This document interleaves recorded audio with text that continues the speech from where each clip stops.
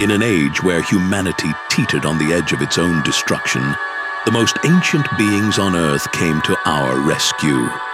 The great trees, guardians of the eon, keepers of sacred knowledge, unleashed their gentle power.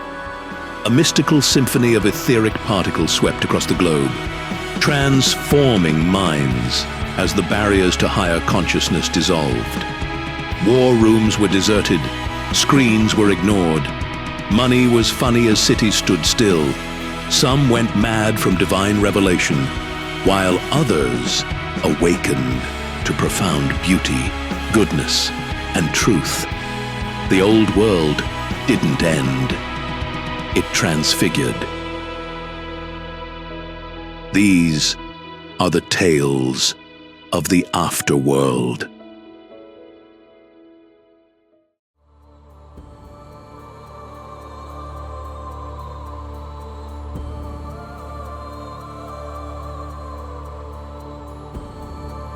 Tales of the Afterworld. Song of the Sacred Waters. Luca's fingers trace ripples in the moonlit pond, memories of his mother's whispered tales flooding back. Our family's gift, she had said, is to sing with the waters, to heal and nurture.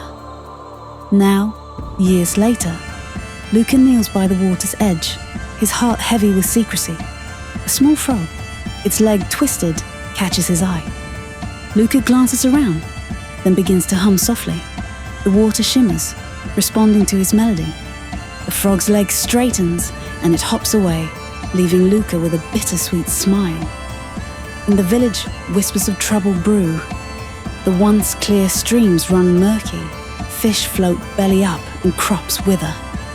Luca's father, Enzo, the village elder, furrows his brow. We must double our offerings to the water spirits, he declares, his voice tinged with desperation.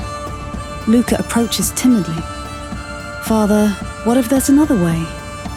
Enzo's eyes flash. You sound like your mother. Her ideas brought nothing but pain. The air grows thick with unspoken grief. As the corruption spreads, Mira, the young priestess in training, seeks out Luca. Your father speaks of your mother's unconventional beliefs, she probes gently. Luca's eyes dart away. My mother believed in working with the waters, not just appeasing them. And you? Mira's gaze is piercing. Luca hesitates. I believe there's more to learn.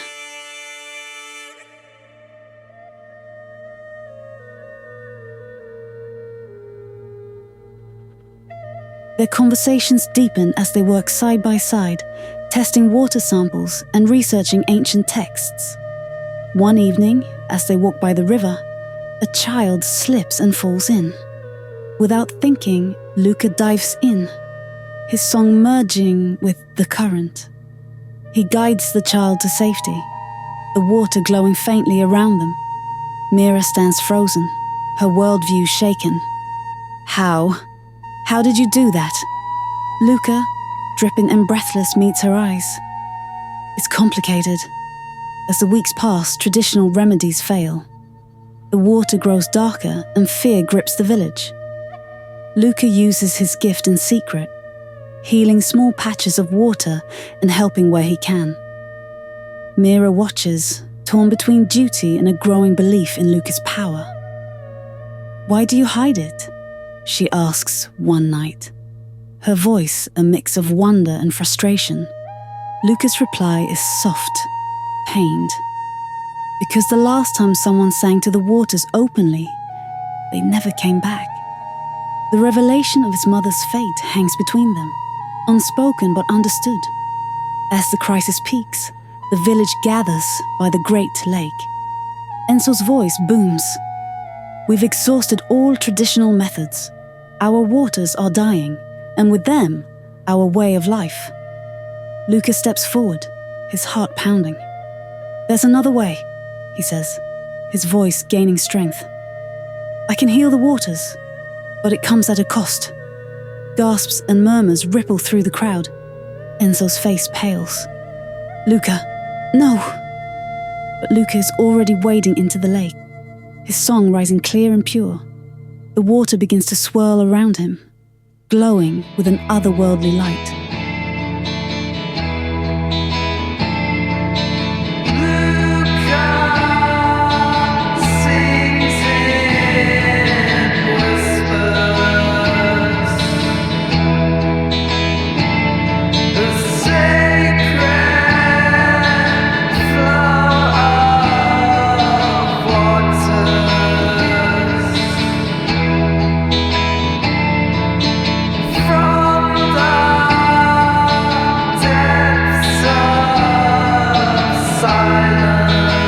Mira watches, tears streaming down her face, as Luca's body seems to merge with the water itself. Hours pass. The glow spreads through every stream and river. When it fades, the waters run clear and vibrant once more. But Luca is gone, leaving only ripples where he once stood. In the days that follow, the village mourns the loss of Luca while honouring his great victory, bringing life back to the waters. Enzo, his face lined with grief and regret, addresses the people. My son showed us the true meaning of sacrifice and the power of embracing our gifts. Mira takes up the mantle of leadership, guiding the village towards a new relationship with their waters. Luca's song lives on in every drop, she tells the gathered children. We must learn to listen, to work in harmony with the waters that sustain us. As seasons pass, the village heals. They learn to sing to their streams, to nurture rather than appease. And sometimes, on quiet nights, those who listen closely swear they can hear Luca's melody in the gentle lapping of waves, a reminder of the power of love, sacrifice, and the enduring song of the sacred waters. Visit tigala.com, Book of Living Stories.